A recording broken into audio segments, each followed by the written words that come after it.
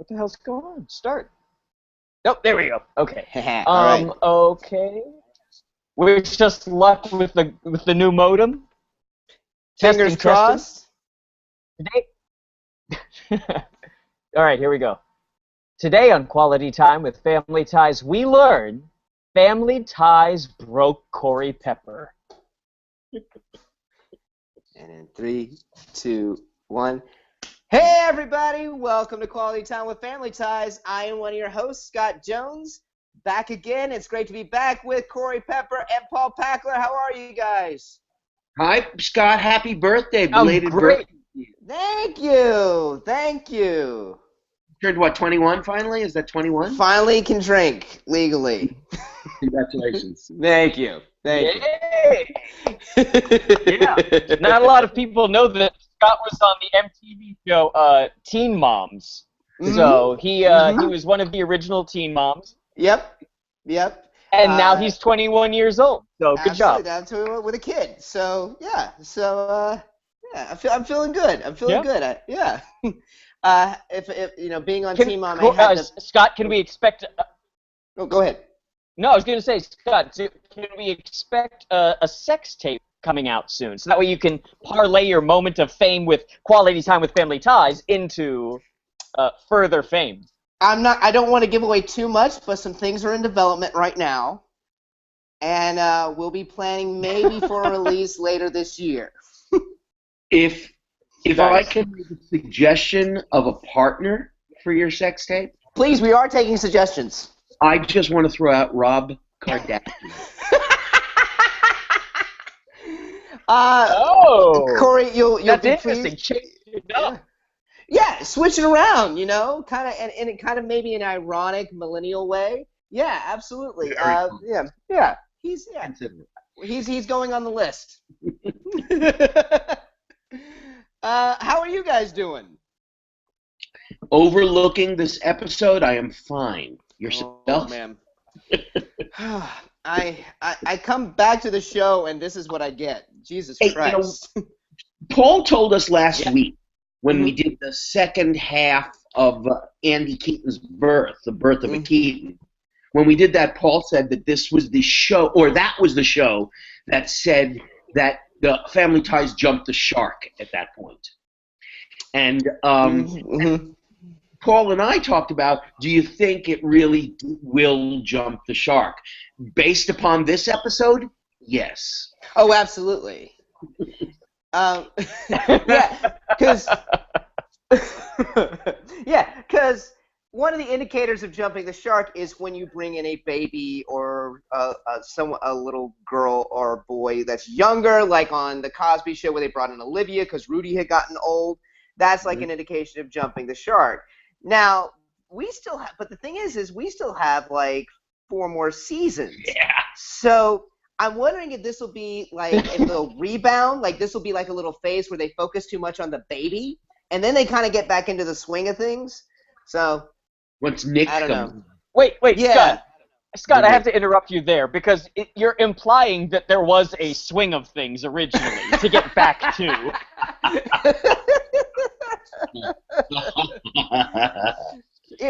This episode really felt like it was the writers' fuck you to having to write about a baby. They're like, God damn it, I'm sick of this. Just write Jennifer pissed off. That's it. It's like a very disgruntled episode. Jennifer mirrored the writer's feelings about having been stuck with this baby. Because I'm not necessarily sure, really, if Meredith Baxter Birney didn't get pregnant in real life, I'm not necessarily sure the writers would have introduced Andy this season. I think they would have held off way longer. I completely agree. Because there's still so much to do with these 3 kids. Mm-hmm. Absolutely. And you know what? I'm thinking ahead. The first episode of season 4. We're gonna do the vacation movie, but the first episode of season 4, when it came back from the summer, is the 2-part episode where Alex meets Ellen. So it's a very college-centric episode. It's very much about Alex. So I feel like the Andy Keaton storyline, the pregnancy arc throughout season 3 is just them being hamstrung by the fact that Meredith Baxter was actually pregnant. Whereas I feel like that stuff that we will see in season 4 would have been season 3. Mm-hmm. I agree. It's so funny. I was looking at like the list of episodes today, and the first episode of season 3 is The Gambler, and that feels like a lifetime ago. That's how long this season has felt to me. Mm-hmm. Ugh. That was when Elise. Yeah, it's really. I was a gambling addict, exactly. Yeah, because I mean that was such a different show. That was such a different world. We were so much happier. I'm sure if you went back and looked at us, we've probably aged years since then. Actually, I'm gonna say I think Corey and I have aged. Paul, you're looking pretty svelte today. Really? Well, you know. So. For the kids. For the kids. For the kids. And the single ladies watching. Right, exactly. All right, guys.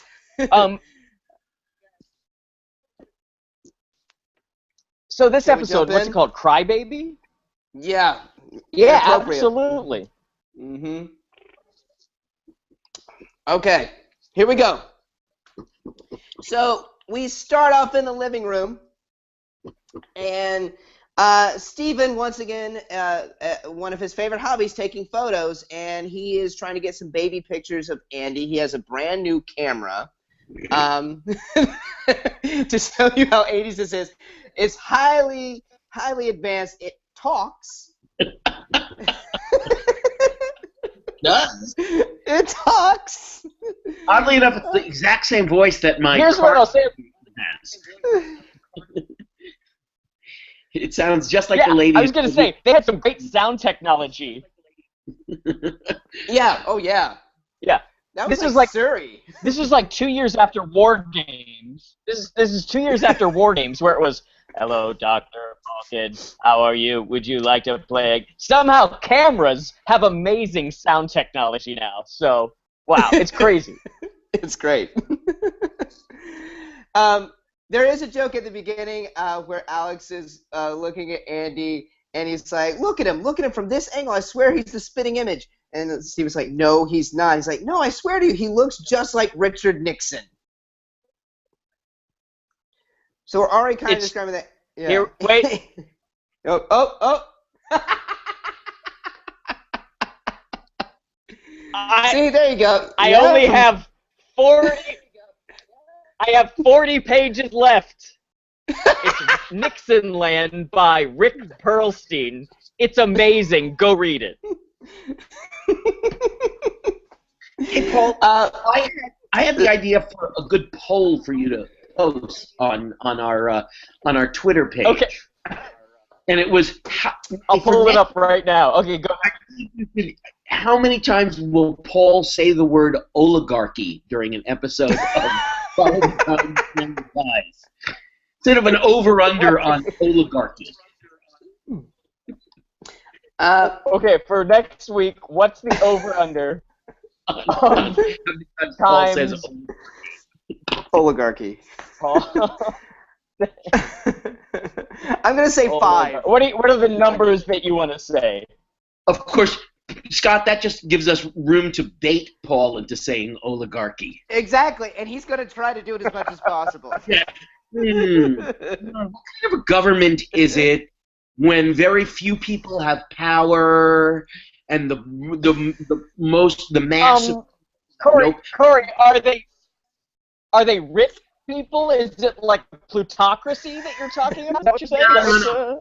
The rich have all the power, and the middle and poor class have no power at all. What would that be? Oh, so sort of like, oh my gosh, like a dictatorship or some sort of.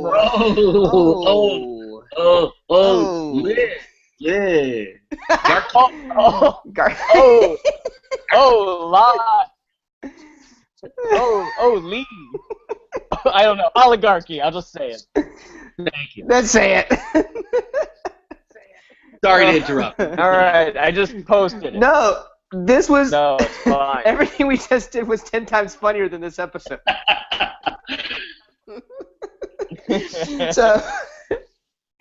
So we are Jennifer. This is the biggest crux. The biggest problem with the episode is the fact that Jennifer's already sitting at the table trying to do her homework and is already pissed off about Andy. Like, there's nothing that really triggers it. She's just already pissed off. She is absolutely starts the episode angry. They told her to start at like a 9 and build from there. Mm-hmm. Yeah. And just so you know, I'm not even blaming Tina Yothers for this episode. Nope. It's total writing and directing. Mm-hmm. Yeah. So Yeah, I mean, we've seen this episode before with Jennifer with Tina Yothers, where she plays annoyed with everybody, and then at the end of it, they either apologize or something, and she's just not great at it. It happened once. There was one good episode where she was upset with, I think, Mallory. Who was it? What was that episode?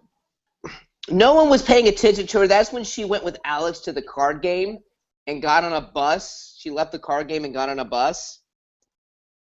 That might be it, yeah. was- So it's like, Yeah. Tina Yothers, she doesn't have a lot of colors in her acting crayon box, and so when you have her just do annoyed the whole time, we all get annoyed the whole time.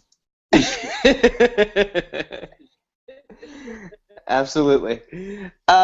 Yeah, so she's just completely annoyed. Mallory and Elise come in because Steven wants to set up all these poses to get pictures taken. And the one thing that did make me laugh is like when Steven is trying to take the pictures with the camera and it keeps saying load film, and they get in an argument with the camera and Alex has to break them up. Mm-hmm. And Steven goes, "She lied to me, Alex." Right. That made me laugh. But yeah, Yeah, that's Jennifer- it's a nice ongoing joke in this episode. In an episode filled with bullshit, this talking camera shtick is at least something to like grab onto to be like, well, at least they're trying for this. I love it. It's gotten to the point that we're giving them credit for a weak yet almost funny B-plot. yeah, Yeah. yeah, Yeah. involving Yeah, a talking they did a camera. setup. Yeah, they did a setup and a punchline, Corey. At this point, I'm happy. I'll applaud that. Yay! Oh my god. So yeah. Yeah. So it Wait, just, okay. So let me Okay. jump in here, Scott. Let me jump in here for a second. yeah. So, Yeah. Jennifer is trying to do her homework at she's in the living room. They have that table off stage left. And this is the same thing that happened before when Elise was doing her homework for work at the office. And she was like, guys, can you all shut the fuck up? And it's just like, Elise, go in another room. And for Jennifer, I would say go in another room. I don't know why people don't understand how privacy works. Yeah, that she has her own room. She can just go up to her own room. That's where I And do then the my other homework. thing,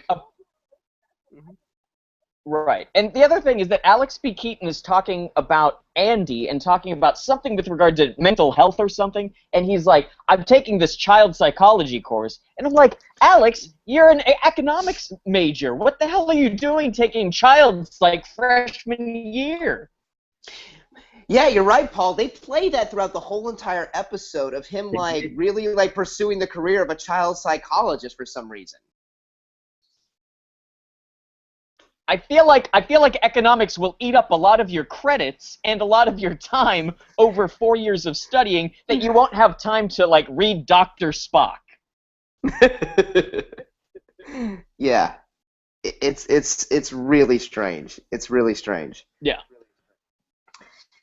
Yeah, and this scene just kind of ends with, Jennifer just kind of pouting because no one's helping her with her homework. And it leads us into the next morning in the living room. Oh, no, in the kitchen. Where, Steven has gone up early to go get the pictures, to have the pictures developed, to pick them up, even before the store opens. Jennifer's, again, pissy because he's supposed to be there to take her to Chrissy's so that they could study early. And once again, everyone's kind of fawning over Andy. Alex brings in a giant box of sporting equipment. Oh, now, yeah. Now, I'm confused for a second here. We've been watching the show for 2.5 seasons. There have been 40 plus 19, almost 60 episodes. Why have we never been made aware of the fact that Alex is a jock? They try to slip that in there. It's the dumbest thing ever. Yeah. No, no, Scott. No, Scott. No, Scott. This is not. You're not going to try to snow us over with your family ties apologetics. I'm not apologizing for it. They've tried to slip that in there. I didn't say it worked.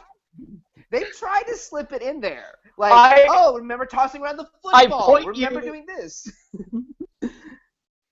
I point you to the episode from season 3, Lost Weekend, where Alex stays home with Dad and Jennifer and Mallory go camping with Mom because the baby's coming, during which time Steven finds a football that he wants to play catch with Alex, and Alex could not abhor that idea any more than he does. That so, was about for him to have a ball bag full of... Yes. So, this... Terrible. Paul, I would like to point you to the episode in which Alex is the coach of Jennifer's Little League team. Mm-hmm. I think they never decided... This is like... Okay, Paul, post it. This is like the Buckley versus... What? Oh, this is like in those debates during the '68 convention. Paul, post a new poll. All right. Is Alex P. Keaton a jock or has any athletic ability? Yes. Does he like sports or hate sports? Because I'm just as confused. Yeah. Let's let the listeners decide. Okay. So, here we go. Alex is Alex is like trying to share some sensory stuff with Andy with these all the sporting goods that he has and everything. He doesn't do anything with them though. Like, I don't know what his plan was. No. It's really strange. And Steven comes back with the pictures. He had been waiting outside the store even before it opened. He's that anxious to get the pictures. And he's upset at the fact that it took him 15 minutes to get the pictures. Corey, do you want to go over, because I feel like, of the three of us, you've probably used film the most. How does developing film and cameras work? Like, we've all done it. You know how please explain. Exactly. On the Daily Show, they have like, senior black correspondent, Chiron at the bottom of the screen. If we can get a Chiron here that says senior correspondent. Yeah, our senior correspondent. As our official senior citizen, could you explain to us? Yes, one just puts the only film I ever did. I never had a camera where you had to like spool the film. I only had one of those cameras where you just sort of laid it in and you sort of laid the film in the back, and then you closed the camera and then you clicked it like 3 times and it spooled it for you. So I mean, that's my sum total knowledge of film. Even I don't have great memory of film. The only memory I have is when you took your film to get developed, it was in like those little, there were like these little wooden huts in like parking lots, like the Kodak hut, and you would drop your film off there. It was like a kiosk of some kind. That's my memory. Actually, you know what? That reminds me, Scott. That's what the Libyans crash into in the parking lot in Back to the Future. When you see them all crash their VW microbus, they're crashing into like a photo hut. You're absolutely right. Yeah. Yeah. Yeah, it's just yeah. But yeah, the fact that it sounds like he took the film there that night or that day. There's no concept of time in this episode too.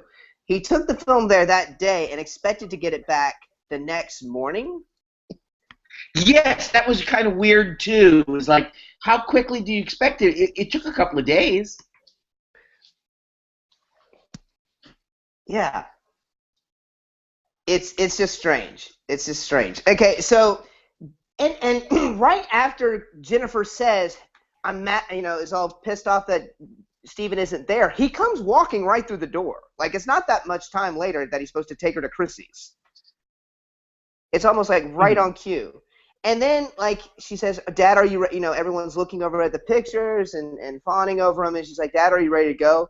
And he's not because he just put a trench coat over his pajamas to go get the film. He was that anxious.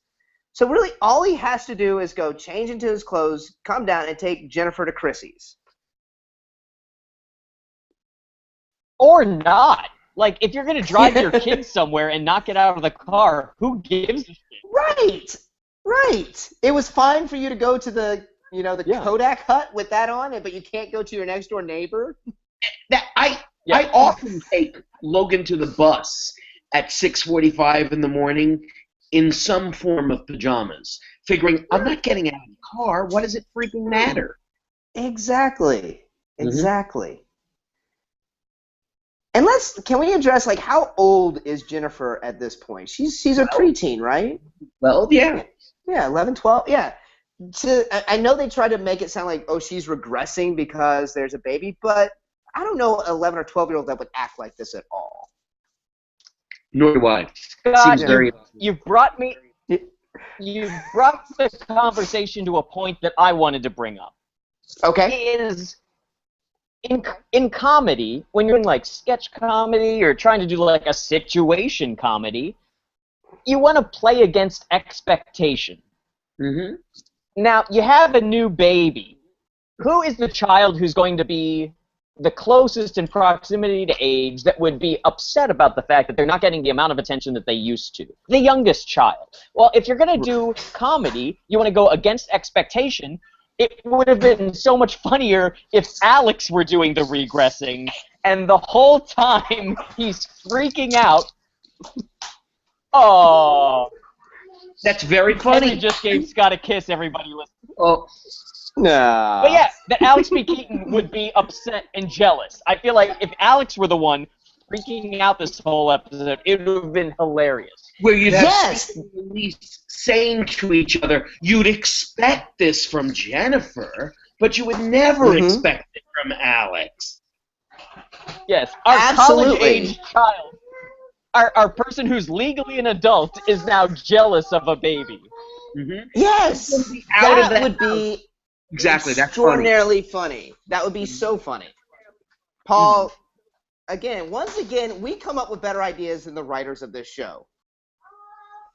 I'm constantly shocked that in our just bullshitting on a Saturday morning, we're able to come up with better ideas. Exactly. Than people who made 5 or 6 figures in 1984. Yes. I could be living in a goddamn house in Santa Monica with the ideas that I've come up with about family ties.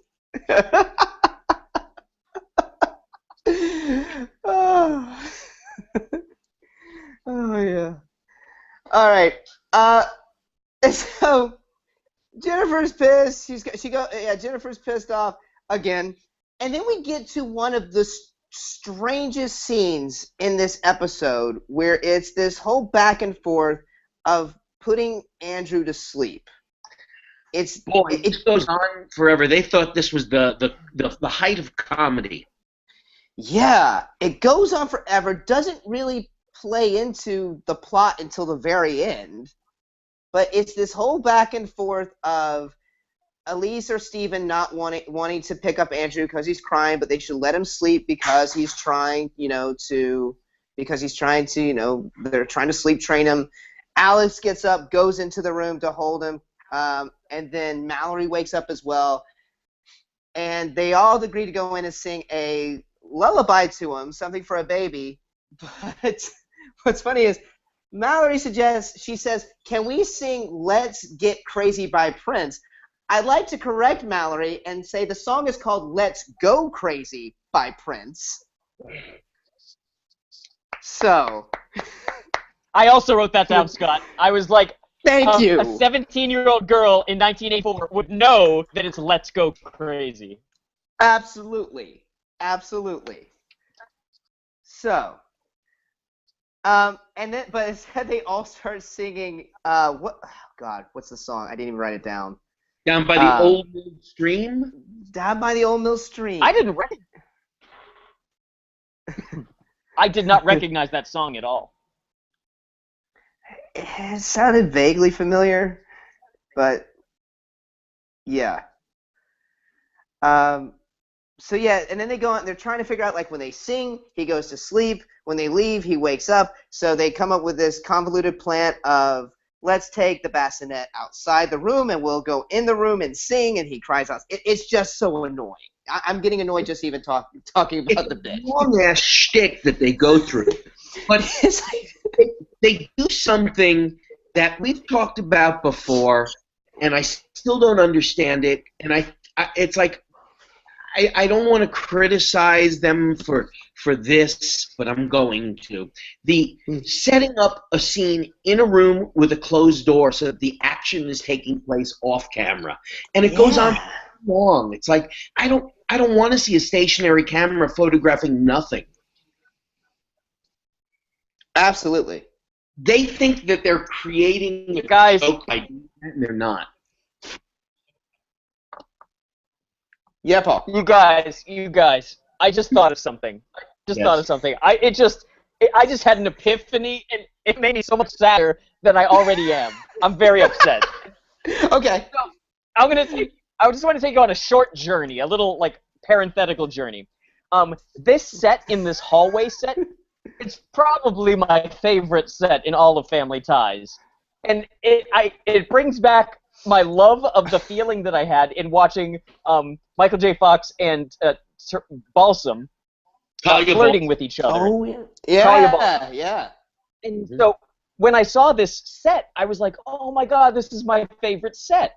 And then we're talking about them going to Andy's room, and it didn't even occur to me until just now that Andy's room is what the bathroom was in the Talia Balsam. So what in the hell is going on in that room? It's the great thing about living in a set house. You can change the interior without really telling anybody. It doesn't make any difference. Oh, you're so right, Paul. Oh my god. It's like Andy Keaton is like an Italian immigrant in the 1890s New York City, where he's on the Lower East Side, and the bathroom is next to the oven, is next to the toilet, and it's, yeah. That's so true. He's gonna have to go to a sanatorium for tuberculosis.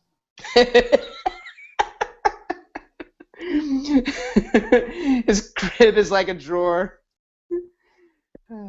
Yeah, exactly. Now, the one thing that happens in this scene that I enjoyed is that for some reason Alex is like getting really upset, and he slumps down against the wall, and then Michael Gross picks up Michael J. Fox, and he like picks him up and slams him back down onto his feet, and you can see that Michael J. Fox starts to laugh, and that was enjoyable. Yeah. Yes, I did notice that too. He did start to crack. Mm-hmm. That was great. I think the bit was a little bigger than they had ever rehearsed it. I thought he took more height on the jump. I think it was just bigger than it had ever been rehearsed before, and I think he was sort of surprised by that. Yeah. No, that totally is what it looks like. Yeah. And kind of going back to your idea of playing against expectation, what makes this bit so bad, not only that it goes on forever, but we see where it's going. Jennifer's not out there yet, and we know she's going to come out and be pissed off again. Mm-hmm. Which she does. Saying, I hate you, I hate that you were born, I wish mom and dad never had you, and runs off. That's it. She screams at a baby. She screams at a baby. I can't believe they haven't mentioned the word therapist yet. Yeah.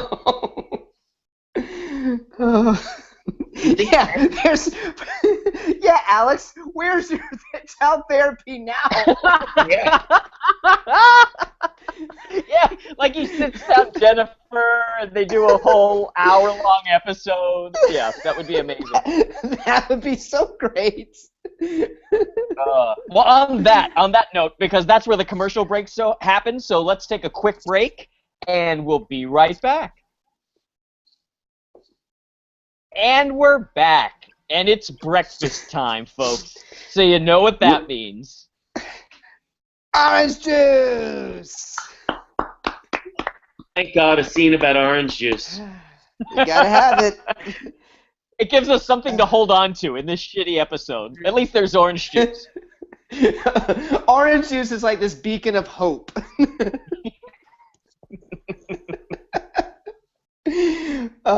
And not only is there orange juice, there's French toast that Mallory and Alex are serving because Elise and Steven are just like dead asleep from being up all night with Andrew. Can I ask you guys? Does that look like the most delicious French toast you've ever seen?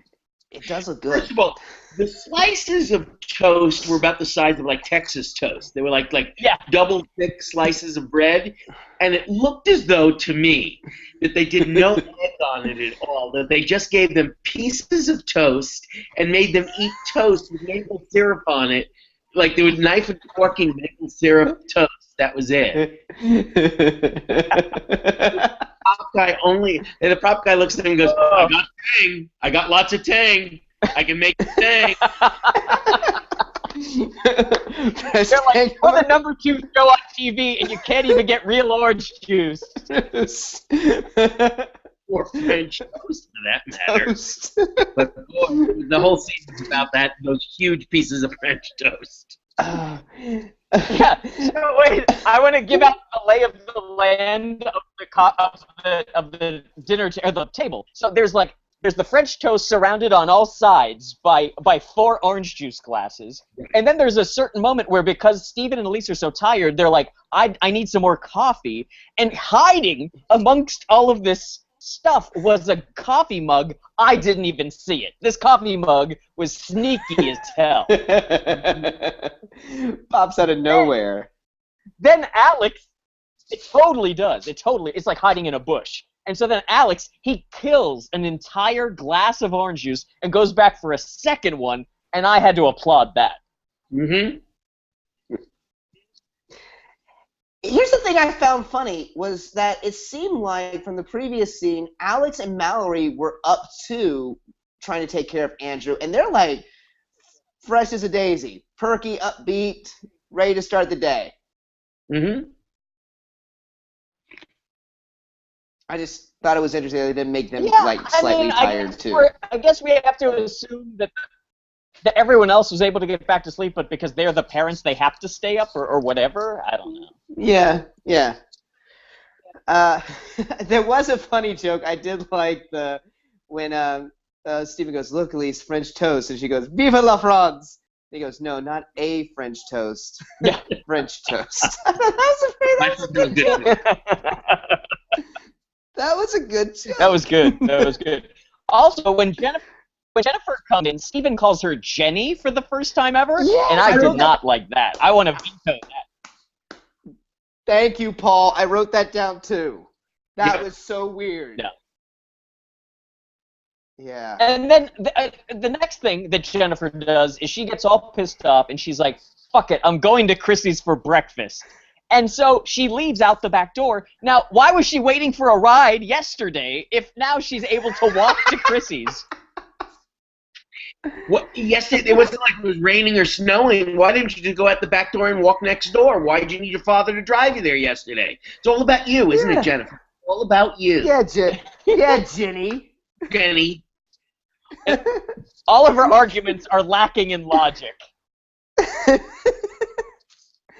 And also, this seemed to be a thing in like 80s sitcoms, all the way up to like the Full House. There always was this notion of you could go over to your next door neighbor's house and get food. Yes. Breakfast or lunch. I never had that. Life. No.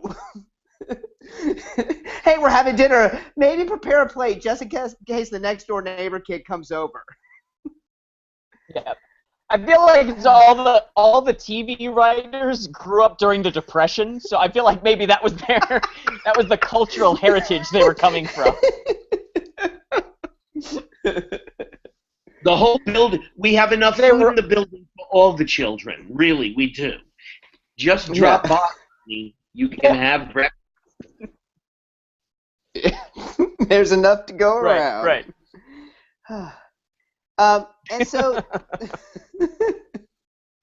they're worried about Jennifer, and this is when Alex mentions about her regressing because of the baby. And they come up with a plan to let her have her own pick of the evening, like what she wants to eat, what she wants to do, play games. It's going to be a special night for Jennifer. Mm-hmm. Like it's her birthday or something. Like, she's just been whiny. Why would you want to, like, have a whole night dedicated to her? Like, you can make her feel special, but not, like, have this celebration. Yeah. I haven't had multiple children, so I don't know, but, like, I would think that after your third child, you would know how to deal with sibling rivalry. I don't know why they need Alex P. Keaton's undergrad expertise for Stephen at least to know how to handle this. Yeah. Check with Scott in another year. Yeah. Oh, I already made a note of, I'm willing to bet that Henry acts more mature than Jennifer when her little girl is born. Right.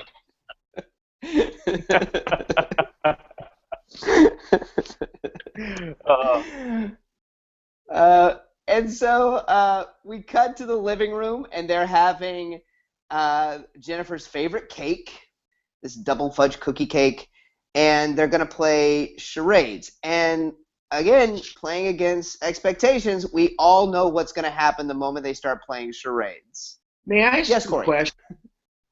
When you have ever played charades in your life, don't you usually have Team A and Team B? Somebody doesn't just go, oh, I've got one, and jumps up and does it in front of a whole group of people, because that seems sort of pointless. There's no winner or loser or competition. Everybody's just sort of shouting things out, right? Yeah. Yeah. And Jennifer jumps. It's like. Yeah. No, I was just gonna say it's like in like Victorian England when they invented the idea of fun, and so people would just play games without winning or losing. It was just look, we don't want to kill ourselves for 5 minutes. Isn't this wonderful?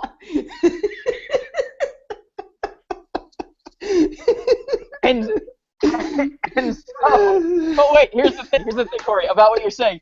Also, the fact that they're playing this terrible game, and I'm sure the cake is awful, so it's like this Jennifer night is symbolic of Jennifer, a character, something we don't care about and don't really want. Yeah. That's Jennifer night.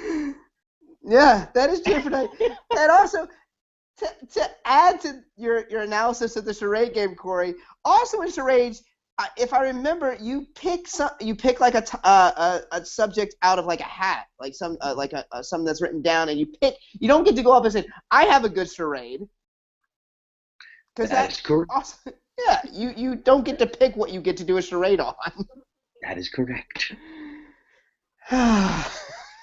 Is there a more awful game to play at a party than charades? Ooh. I think we have a new poll. All right, I'm writing it down. Please put that out there, because charades is pretty bad. I can't think of one that's worse. That's usually the cue. If someone says, hey, let's play charades, you leave. Yeah. If you're over 10, pin the tail on the donkey does not really hold a lot of water for me. That's true. That's true. Yeah. Yeah. Yeah. And so, if you're watching this scene, you know exactly where this is going. As Jennifer's trying to do her charades, she's interrupted multiple times about things regarding Andrew. Steven's mom calls and wants to hear Andrew gurgle over the phone. And Alex gets on the phone and tries to pretend to gurgle. And then then Andrew starts crying and everybody has to go upstairs. And she just keeps getting more and more bummed out that no one's there to sit and watch her do her shitty charade. Aren't we all born with something that And we never even called empathy, where we empathize, where we feel bad for others? Isn't what we all have for babies? When you see a baby in distress, we all are empathetic towards that baby, and that we want to try and our human reflex is to want to try and comfort anybody, baby, adult, who's distraught. So the baby's distraught, and Jennifer's only reaction is, nobody's playing charades with me or eating my cake. She needs a therapist.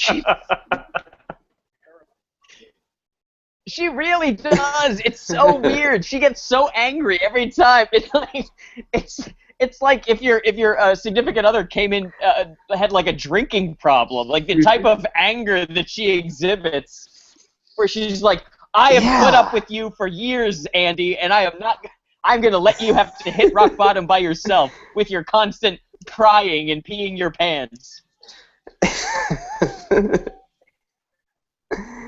Yeah. It's just so incredibly selfish.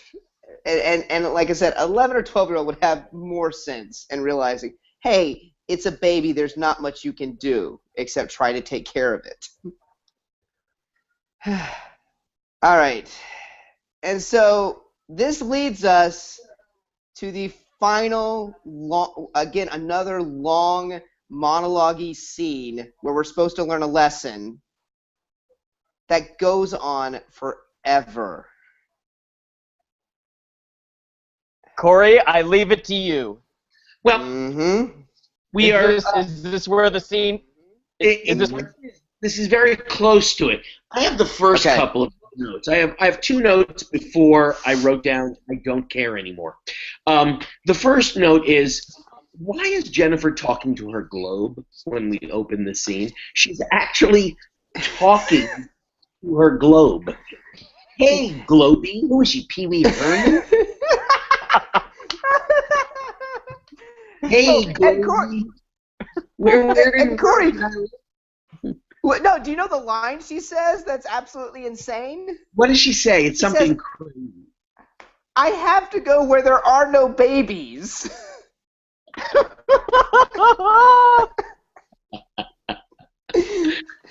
So she's talking to her globe. And then finally, as if we've been waiting for this to happen, Mom and Dad come in to have their long-awaited talk with Jennifer, which is where I wrote down "don't care." So let me explain to the listeners. From this point forward, I didn't take any notes, but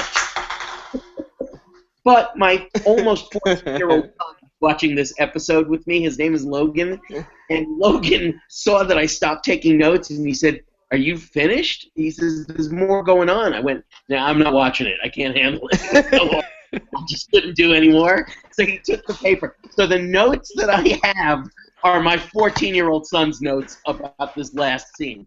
In fairness, he did watch the entire episode, so he does have some context. But I just couldn't take Corey, it. Can I ask?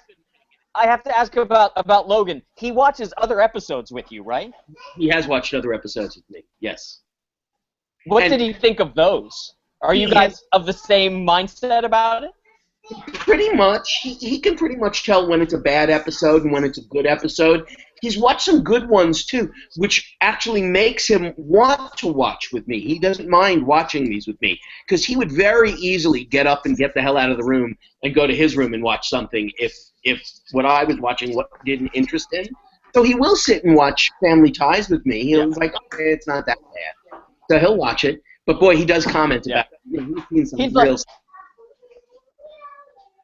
That's awesome. I love that he's like, he has the good sense to be like, Oh, I didn't sign some ridiculous suicide pact with my two friends to watch every episode of this dreck. Doing it voluntarily.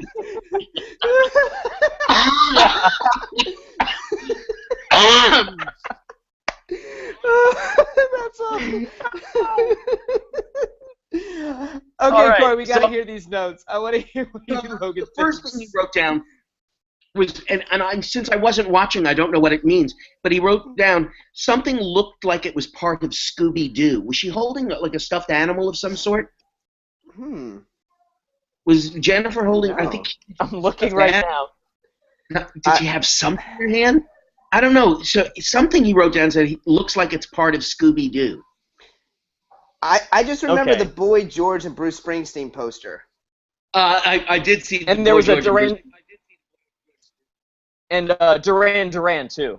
Oh, just okay. like big Duran and Little Duran last week on the Duran Duran watch. Totally. They're obsessed with Duran Duran all of a sudden. And Yeah. the next thing Logan wrote was he just wrote the words jealousy chat with Stephen, Elise, and Mallory. So there was a long ass jealousy chat about being jealous of your little brother. Mm-hmm. And then Mallory was left alone with Jennifer at that point, and he wrote down that Jennifer learned that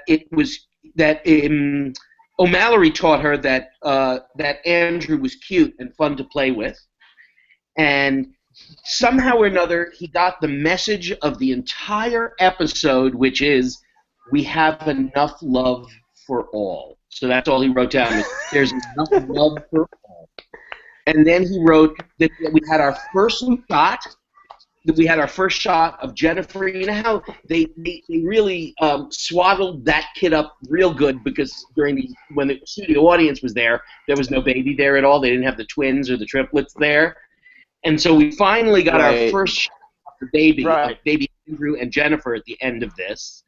And then he wrote down Jennifer tries to be very sweet with Andrew at the end of the episode. And those are his notes. That was it, which sort of took us to the end of the episode. That is some nice, concise nailed reporting. It. That was all. Mm-hmm. Yeah. I mean, honestly, the fact that he was able to pour through that entire 5 to 6 minute scene that was just the same nonsense over and over again, and find a really good pithy quote about what the theme was, I'm impressed. Yes, enough love for all. Thank God. Mm-hmm. I am a little shocked, him being your son, that there's no shoot me, kill me note at the end.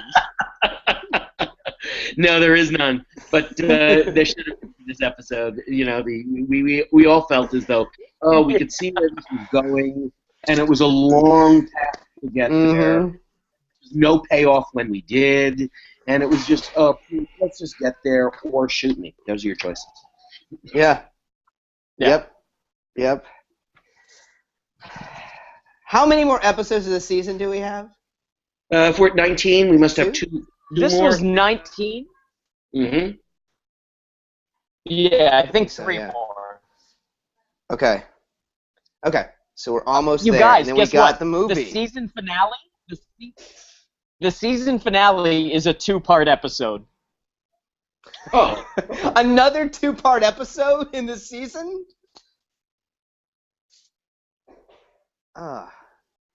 Yeah, I think this will be the third 2-part episode, I think, in season 3. Oh, man. Wow. Who writes 3 2-part episodes in a full season? That's just crazy. Yeah. All right, Yeah. guys. Well, it was good to be back. I'm sorry I missed the birth of Andrew. You missed nothing. You're doing fine. Scott, I'm sorry. Yeah, I'm sorry you came back for this episode. Yeah. You know what? It was worth it for this conversation alone, guys. All right. All right, listeners, be sure to rate and review our show on iTunes. And for questions or comments, email us at qualitytimewithfamilyties@gmail.com.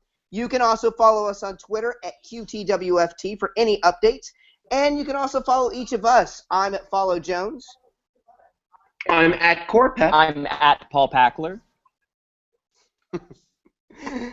And be sure to like us on Facebook. Today, we especially like to thank our special contributor, Logan Pepper, for his last few notes on the ending scene of this episode. Thank you, Logan Pepper. Yeah. Yeah. And we'd like to thank our host and producer, Barbara Dillon at Fanbase Press. Fanbase Press is a comic book publisher and an online community supporting other creators and fans through daily reviews, interviews, and podcasts that span the pop culture spectrum. Be sure to look at everything that they're producing at www.fanbasepress.com. We also like to thank Perry Adams, who beautifully performs the Family Ties theme song Without Us. Check out Perry's music at perryadams.com. Also, Brian Dillon, who created our fantastic drawing and artwork, and he also edits our show. Brian is the president and co-founder of Fanbase Press. Be sure to follow him at Comic Book Slayer on Twitter. And also, Sean Foster, Fanbase Press's graphic designer, for designing our logo. Thank you, everybody, and we will see you next week. Bye. Bye. Bye.